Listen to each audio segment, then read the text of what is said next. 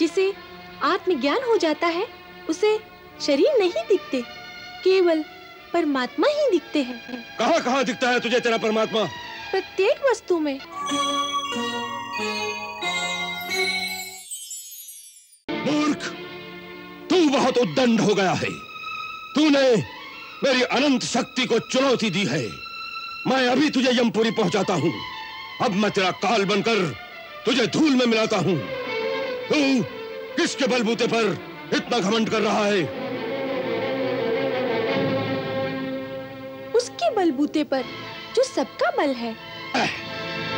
पिताश्री, आपको भी वही बल देता है, न केवल मेरे और आपके, बल्कि संसार के समस्त बलवानों का बल भी केवल वही है। पिताश्री, भगवान श्री हरि बड़े ही दयालु हैं, इसलिए अब भी समय है कि आप अपना अभिमान त्याग कर उनकी शरण ले लें। वे अवश्य आपके अपराध क्षमा कर देंगे।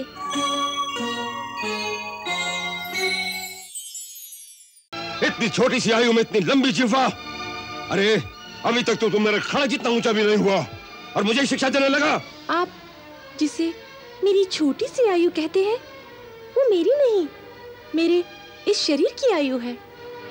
पिताश्री, मैं इस शरीर के अंदर आत्मा रूप में वास करता हूँ। उसकी आयु तो अनंत वर्षों की है। वो नित्य है। और फिर जिसे मैंने आत्मा कहा है वो भी अंतिम सत्य नहीं है। आत्मा तो परमात्मा का भी प्रतिबिंब मात्र ही है। उस दृष्टि से हर शरीर में परमात्मा का ही वास है। वे मेरे शरीर में है, वही आपके शरीर में है, वही संसार के समस्त कण कण में है।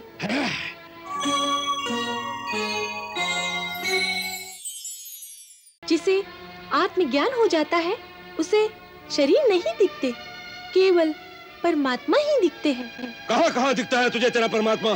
प्रत्येक वस्तु में, आकाश में, धरती में, हवा में, आप में, मुझ में, साधु संतों में और इन दैत्यों में भी। आप विश्वास कीजिए पिताश्री, वे सृष्टि के कण कण में हैं। इस महल में भी? मैं तो उन्हें इस महल की हर वस्तु में देख रहा हूँ। इस खंबे में भी दिखता है तुझे तेरा परमात्मा? जी पिताश्री। यदि इस खंबे में भी तेरा भगवान है तो आज न यह खंबा रहेगा न तेरा भगवान। यदि शक्ति है तेरे भगवान में तो बोल उससे, बचा ले अपने आप को, बचा ले अपने आप को।